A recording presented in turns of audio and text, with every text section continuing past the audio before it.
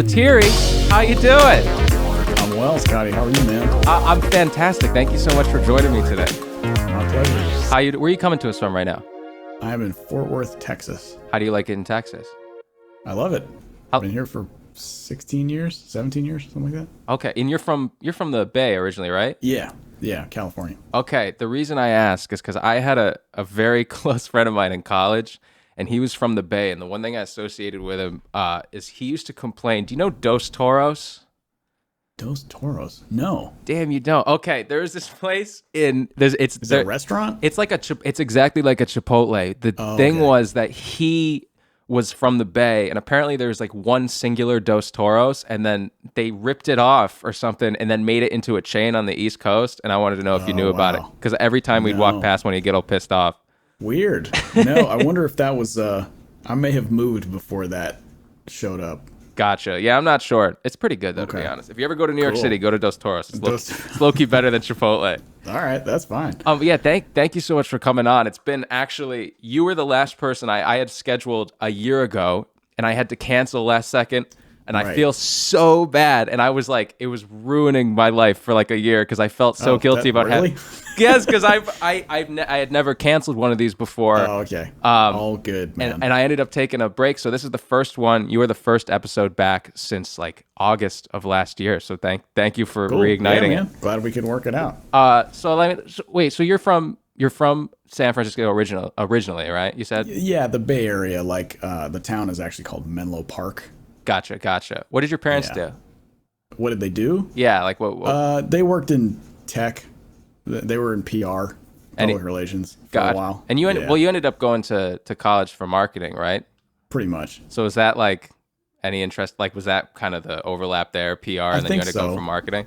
Yeah, I mean, it was interesting to me. I enjoyed my studies, and for a time thought that would be a good career for me before it became sort of more apparent that I could play music for a living.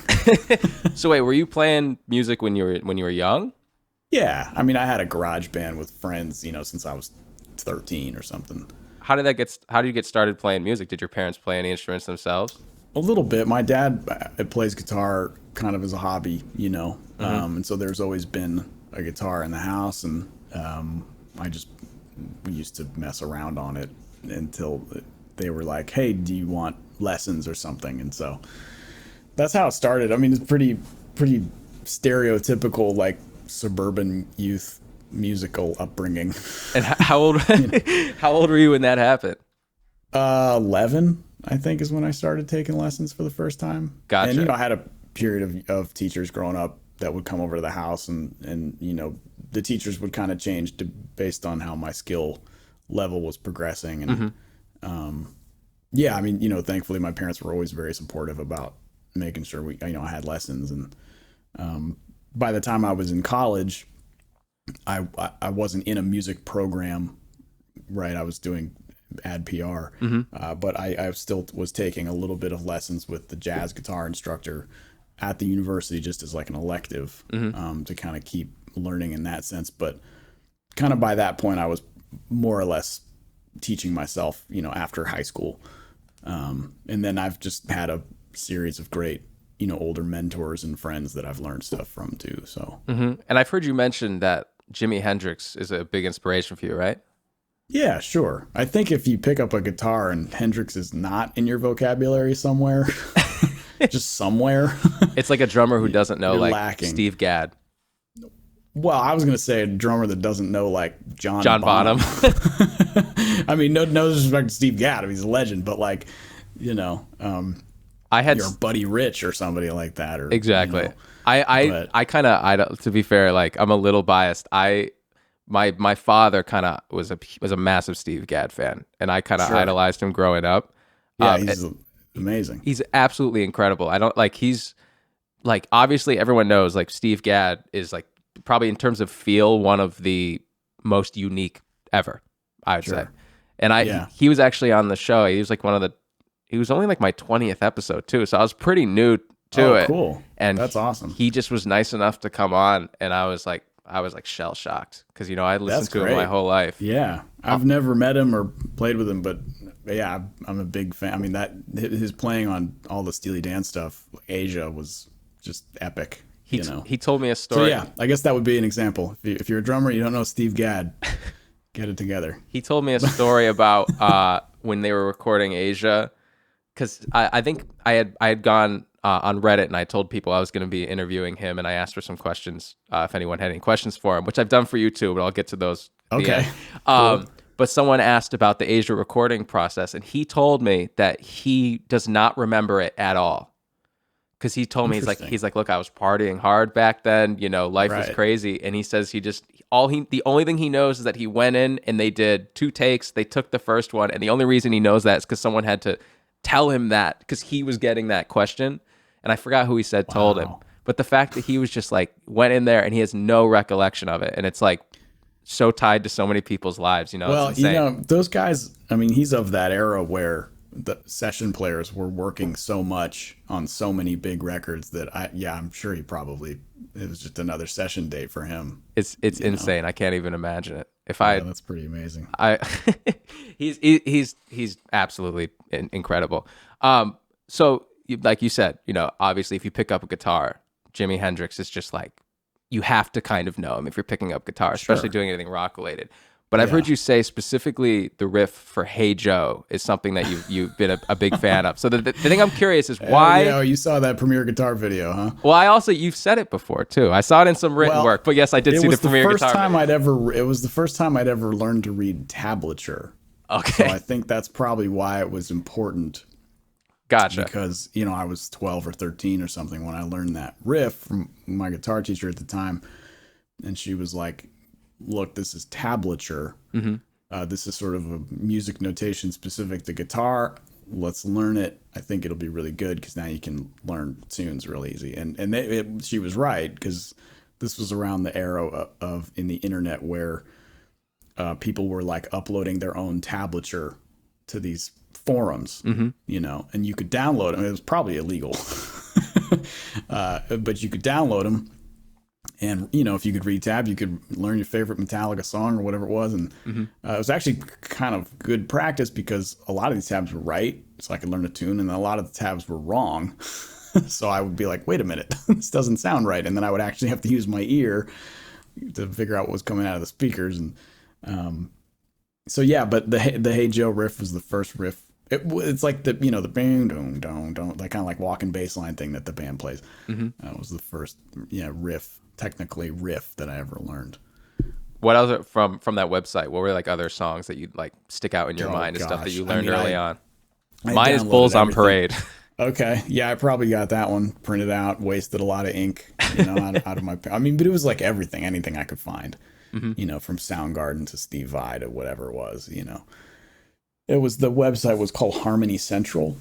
Gotcha. And I think they're gone now. But I think because of copyright infringement. It's like LimeWire of tabs, basically. Yeah, well, you know, and understandably, because these artists had like legitimate scores that they were putting out and selling through Hal Leonard or whatever it was, and then you'd get these jokers on the internet just tapping it out in Microsoft Paint or whatever the heck it is. And, at like a 75% accuracy. Yeah, so like, and then middle schoolers like me were learning. So it is what it is. It happened. So as a kid, like you pick up guitar, what else, like what were your other interests? Was it just like you picked up guitar and then it was just kind of like, this is what I'm doing? Well, it was, but I was big into sports. I mean, I ran track all through college, actually, from middle school all the way to college. I played soccer a bunch. I was always super active into sports and things like that. So that was another big interest of mine. And I fit in school, you know, somewhere in there. I worked really, really hard as a teenager, probably too hard. Was there any serious interest in going into sports professionally? I think I would have if I maybe had the talent to do it, but you know, it's a little different than music. Yeah. Plus, I mean, in sports, it's pretty binary. That's true. You kind of have like one spot that you can go to, and if you don't make it there, or you're not, you know. And so, but I took it as far as like, you know, my body would go and my interests would go, and that was a big part of why I ended up in Texas was to run, you know. So I'm thankful for it. Definitely, and I stay in shape and pretty healthy guy, so that's good. But yeah, you know, it growing up in the Bay Area, it's Silicon Valley. There's a lot of pressure on kids to do everything. And it wasn't that my parents forced me into anything. They didn't. You just sort of, it's just part of your worldview there, where it's like sports, music, academics, clubs, after school, this, that, activity, you know, and then college resumes and all this stuff. And then you're 38 and you're like, what was I doing? It's like, I could have slept a lot more and probably practiced more guitar. Well, you know, it all feeds into it, you know, in the long run. It worked out. I'm not complaining. I think about it sometimes. It's like, man, I was kicking my own ass like every day. That's interesting to me, because I come from like middle of nowhere, central New York State, and it's like it's so weird for me to think about that pressure, because I really didn't have that. So I mean, I get it. It's different for every kid, you know. I mean, all this to say, I'm very grateful for the way that I grew up and the experiences that I had, because they've obviously shaped me to who I was. So it's kind of like, you know, I don't regret anything, and I don't look back and think, well, I should have been lazier or something. Or something like that. I should have skipped fourth period and smoked weed or something. You know, that wasn't me. See, I kind of wish that I had your like more strict experience, because like maybe I wouldn't have taken a whole freaking year off of doing this show if I had put some more pressure on myself. Maybe. Who knows? You know. Well, we're back. Yeah. We're back now. That's all that matters. Right. That's right. So like, you're playing music. Are you making any money back when you were a kid, or did that not happen until later on? No. I mean, there wasn't even any places to play. Really? In the Bay? Well, not for a teenager, at least none that I knew of. I think I had a couple older friends that were like junior, seniors. Like by the time I got to high school, I started kind of meeting more older players, friends from my school who were kind of gigging. Mm-hmm. I think they were playing at a couple clubs, a couple bars maybe, but like the band that I had, you know, we would play at a school function. We would maybe play it at our church, mm-hmm. or we would play at like they had these things called teen centers back then, which was, I mean, I guess they probably still do. It's basically just like a hangout.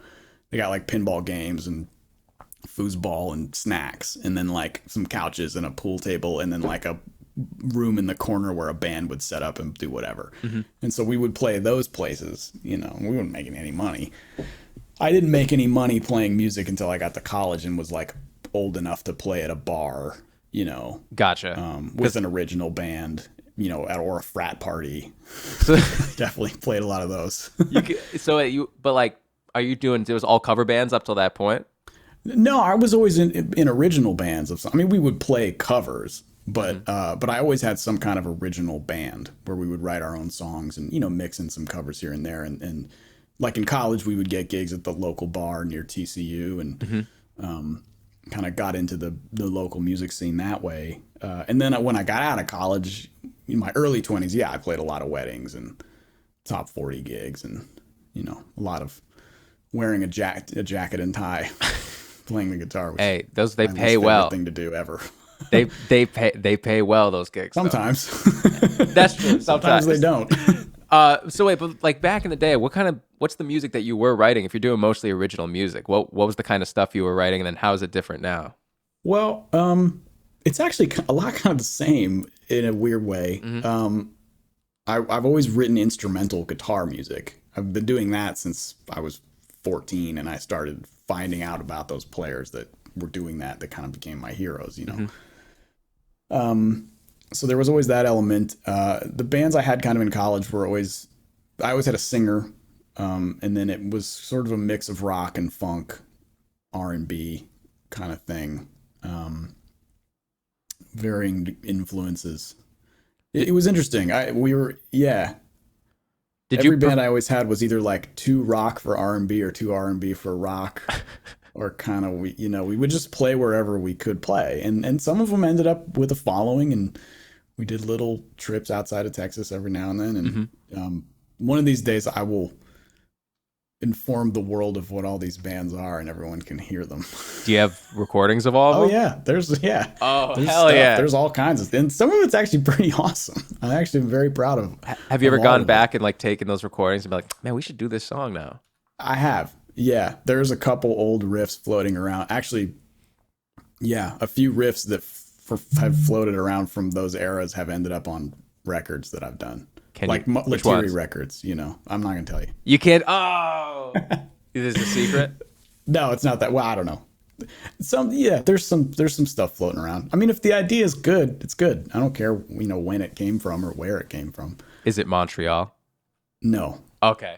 But there's a song. Let me see. There's a song on actually Spark and Echo. The album Spark and Echo has a riff. Little Minx. There's a song called Little Minx that has a riff that I wrote for an early band. There's a solo section on a tune called Somersault that I came up with in college. Yeah. And it just sort of stuck around. So, everything comes. I catalog just about everything I can remember. How often do you go back and watch them? Like go back and listen to the old bands? Yeah. Oh, not very often. But I should. Well, there's one that was really awesome. They're both really awesome. There's one called The Black and Blues. Mm-hmm. If you can find us on YouTube, there's a pretty badass song that me and the singers wrote called Walking Through the Grave. And it's really killing. And is that something that you've considered taking back and redoing? No, I'm going to leave it how it is. You think it's perfect just in that space and time? Yeah. That was a band that I wished could have gone somewhere, but the stars just didn't align for that particular project. But maybe someday. Gotcha. You still know the people that were in the band with you? Oh yeah. Okay, gotcha. So you could, in theory, if you really wanted to. The singer was this guy named Keith Young, and he's one of the best singers I've ever played with. So we'll probably do something together. If I can find the old footage, I'm going to find the link on YouTube, and I'm going to put it in the description for this. So if anyone's watching the what's the word for it? The archive of this or whatever. Okay. The non-live version. So I got to find it. I don't even know where the heck it is, but it's somewhere. I'm excited. I want to see it now. Black and Blues. Yeah. Oh, it was a good band. So here's the thing I'm curious about. So you end up going to college in Texas for marketing. So what is it now that you've spent your life being a musician? What are things that you picked up going to school for marketing that you've been able to apply as a professional musician? Sure. Well, I think the most kind of important thing that they teach you is like the value of a brand and having something that's clear and concise and identifiable. Yeah. And, I don't know if me necessarily as a musician or a writer is that identifiable, but I think if you were to look at it, you could identify it in somewhat of a succinct way, I suppose. Having your message be clear, having your, making sure your posters look good, your bio is well written, like sort of things like that they teach you in marketing to just so that the point gets across clearly. And what was your plan? Were you trying to go into like working for like a big marketing agency? I thought about it. Yeah, I thought that I would work in advertising 9 to 5 and then play in bands on the weekends or something. Mm-hmm. And at the time, at 19 or 20, I would have been happy doing that. And then I realized I wouldn't. What was it that made you realize that? Well, I had an internship at a very respectable public relations firm in San Francisco. And it was a great company, great people, great employees, great experience. But I also learned that it just wasn't what I wanted to do. I just didn't want to be there. What were your parents' opinions on it? They're coming from marketing. They got it. Yeah, they got it. Mm-hmm. They were like, okay, we get it. You tried it. You graduated. So this was the internship was out of college. Yeah, it was like in between my junior and senior year. Gotcha. And so how long into that internship were you like, this is not for me? Well, I think maybe towards the end. Mm-hmm. And just because, I was at a desk or something and just thinking about not being at a desk. Like I was thinking about music and wanting to, when's the next time I can play? Mm-hmm. When's the next song I can learn? The next pedal I can save up to buy? Like, it just, my head wasn't there. It just wasn't in it. It was that at that point, are you thinking like, I don't like this, but I probably just don't like this job specifically? Or are you thinking, oh my God, I need to like rethink my whole... Well, it was a little bit of both. I think maybe I would have enjoyed like creative advertising more than public relations because they're kind of different. But I didn't get a gig at any sort of ad agency. I mean, I applied to stuff after college, but just wasn't hired anywhere. I think because I don't know. They just maybe my resume wasn't good enough, or they had already filled the positions or something. But it just sort of worked out that I wasn't supposed to do that with my life. And was it scary realizing that, or was it relieving? No. It wasn't necessarily relieving. Like, I don't wake up and go like, oh, thank God I'm not doing that, but I am thankful for what I get to do. Mm-hmm. And but like I was real smart getting out of school, like just, I saved up a lot of money. And it was, I guess I should say this, it was a little scary kind of like making the leap to full-time musician, because I did take a day job outside of college, or after college, working for a little like sales and marketing company, but I was doing mostly logistical stuff for them, not necessarily like sales. I was sort of like making sure everybody else's sales got done, Gotcha. But anyway, that was like an part-time, and then I would just play in the afternoons and play at night. And I took that job to save up money. I lived very cheaply, and then finally was like, okay, I think I got enough to keep going. And I had gigs, I was working a lot. Mm-hmm. And so taking that step was a little bit nerve-wracking, but it's one of those things where your parents are like, well, you got your degree, you can always fall back on it. And so that conversation happened numerous times. What point was it where you went from, having a part-time job, making money playing on the side, to where I'm now making enough money where I'm actually making more money doing that than I am just working a traditional job? How old were you? Like, when did that happen? Yeah. How old were you when that happened? I was in my early 20s, I guess. I mean, I think I stopped working at the little sales company in 2008, spring of 08. And this is when you're like playing with wedding bands and stuff like that? Yeah, I was playing everything. Yeah, weddings, churches, like, Sunday mornings. I mean, it was very typical that you would play, I would do like maybe a gig with my band on a Friday night. Mm-hmm. Saturday night, I would play a wedding. Sunday morning, I would play at a church. Sunday night, I would go to a jam session, or like maybe like another gig or something. Mm-hmm. And then on the off nights, I was going to jams and checking out other friends' bands and just doing it all. So you were basically just like 24/7. You were doing something. Yeah. I mean, I remember one day waking up on a couch in a recording studio and having to go to work at my sales job and being like, I don't think I want to do this anymore. Was that the point right there? It's time to stop. Was that like the point right when you realized that? Was that like, I got to stop this, like right now? Like, was it Kinda. just, I mean, I'm it was leaving? sort of getting to that point, and I had friends who were working musicians full time, who were telling me like, dude, you're good. Like, just, you don't need to do this. And I was like, well, I kind of do. I need to, save up some more money or whatever. And like, dude, you'll be fine. Like, just whatever, plenty of gigs. Mm-hmm. And they were right, Were you like the kind of person, especially like, I mean, out of college, but in college in general, were you just like only hyper focused on the things that you were really passionate about? Or were you kind of like just enjoying, being out of the house, relaxing? Or is it just like 24/7, just like working on something? Both. Yeah, it was a little bit of both. I mean, I was very hyper focused on making a career out of music. Mm-hmm. But, when you're 21, 22, yeah, you like hanging out with your friends and, being dumb.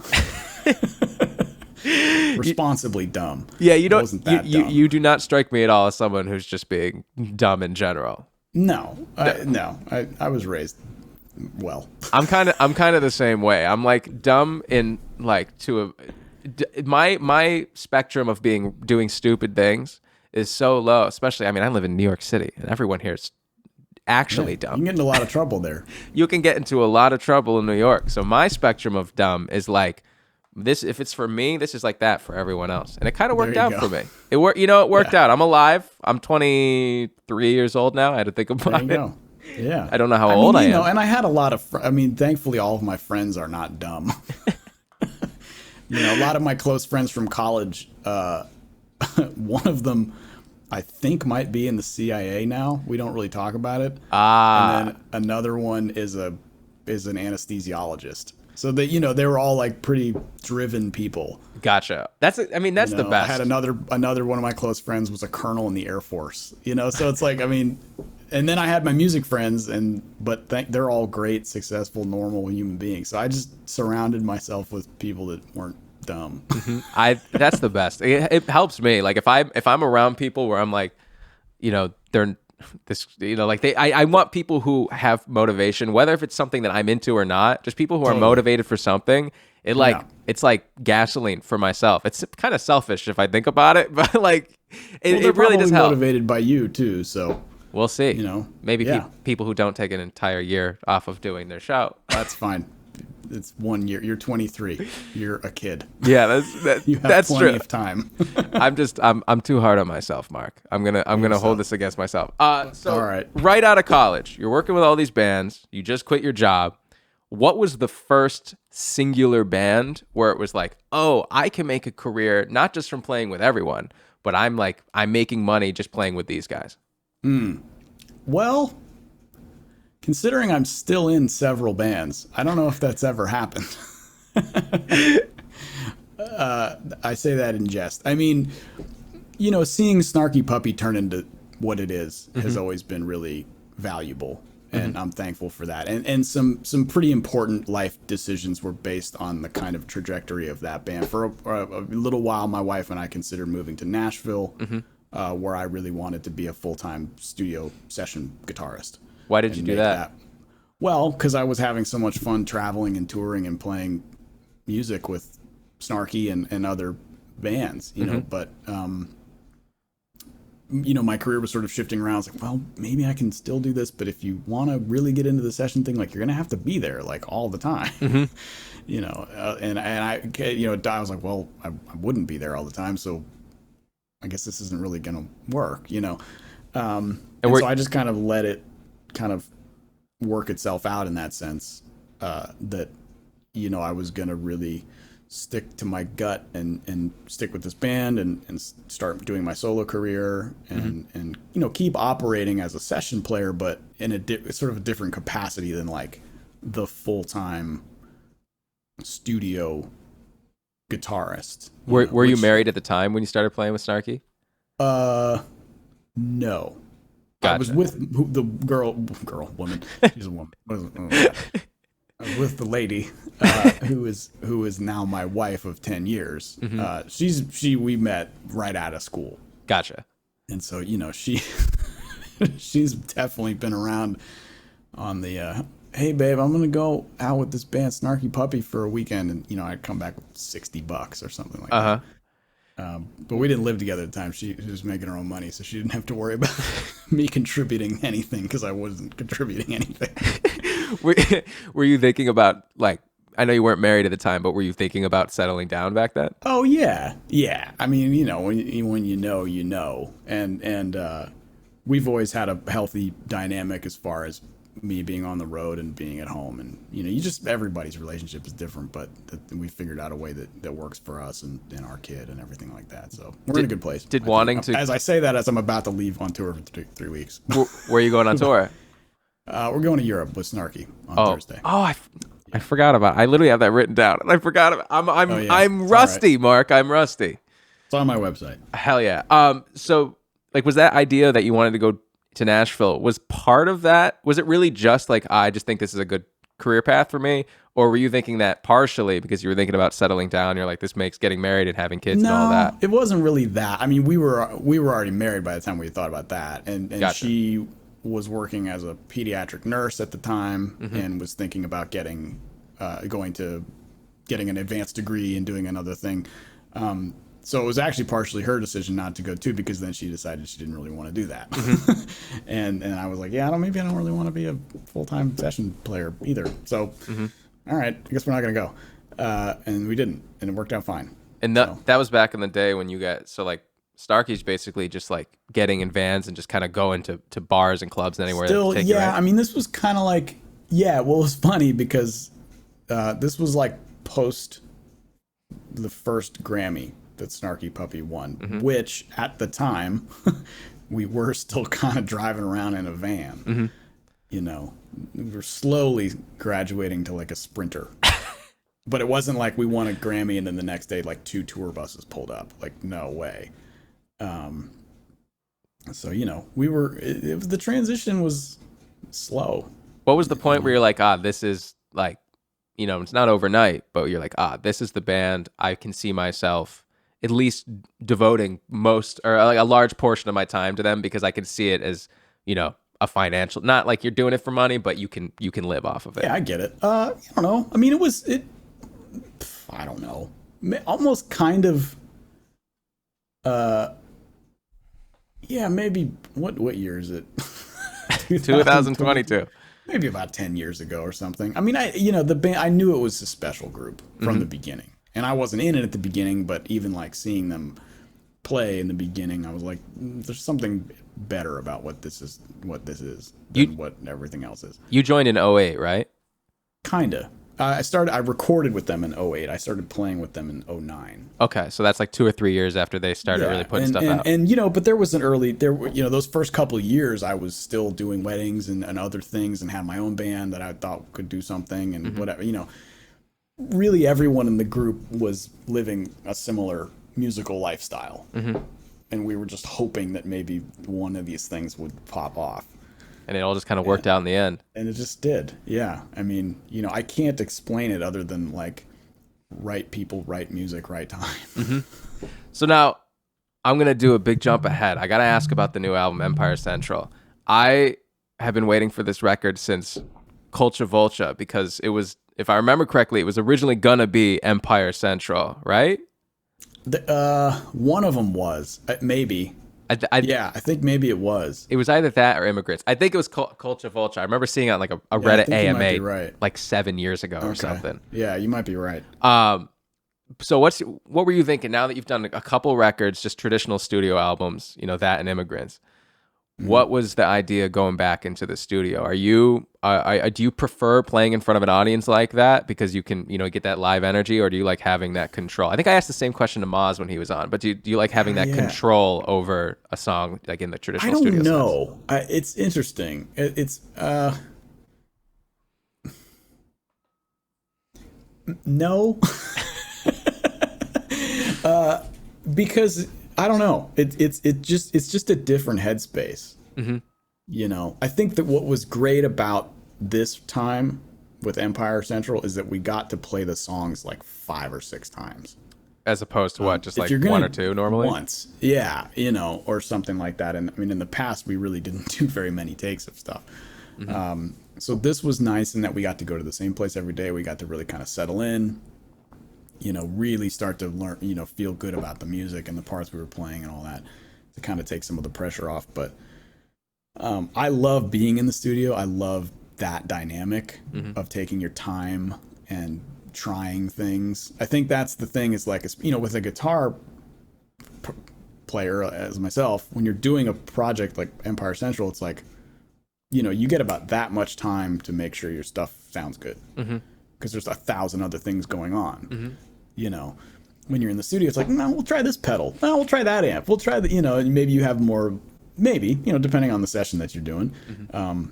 Definitely when we did like Culture Vulture, for example, we were plenty of time to craft sounds and parts and all this kinds of stuff. But, with Empire, it's like, does it work? Yeah. Roll tape.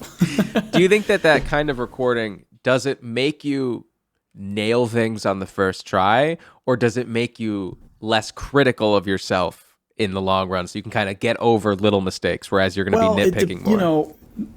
It depends.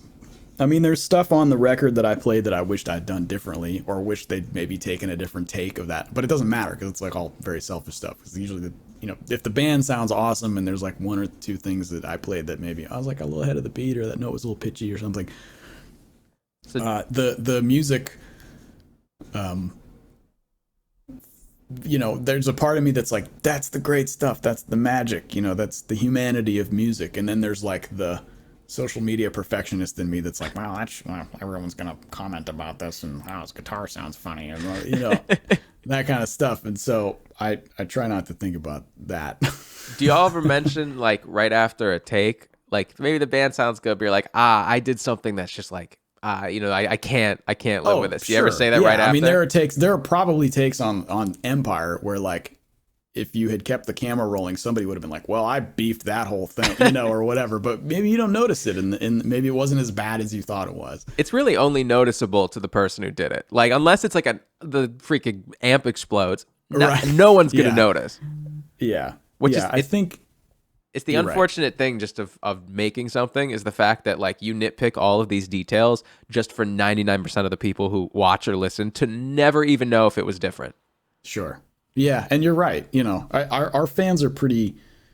They have eagle ears. That is true. Eagle eyes. Snarky Puppy fans, they're a little more perceptive. All right. That's all right.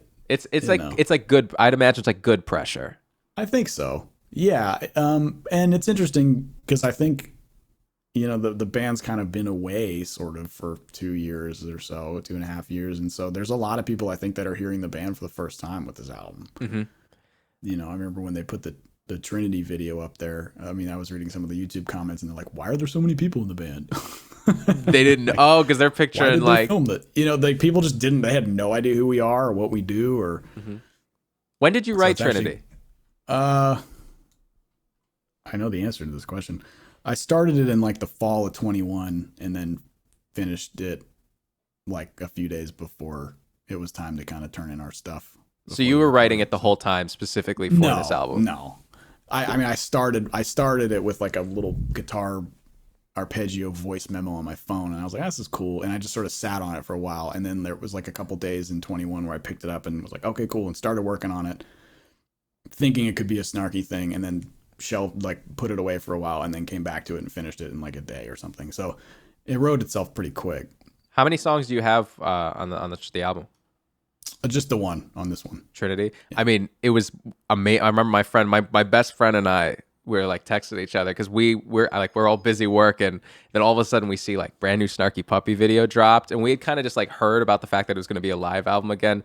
Mark, we were so excited to see it. Cool. And my buddy's guitarist, and he was so excited to see that the first song was one that you wrote. He was like unbelievably excited.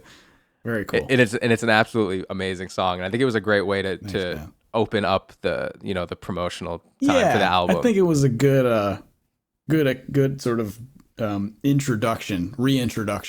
Yeah, because it showcases the whole band.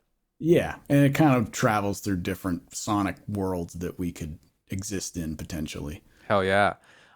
So I told you about this earlier, but I went on Reddit. I let people know that I was going to be interviewing you, and I just kind of vetted people to see if they had any questions. So I'm going to read some questions. All right. I cannot take credit for these. Drink out of my empty coffee cup. There was a drop left. I wish if I had like a big television show budget, I would want to get mugs with my logo on it and send it ahead of time to every person. So the promotional products company that I used to work for prior to Full-Time Music, that's what they do. Mm-hmm. So I gotta order some mugs. I gotta do that. And I want to send them to everybody so everyone just has the logo. Great idea. I'll be like the Tonight Show.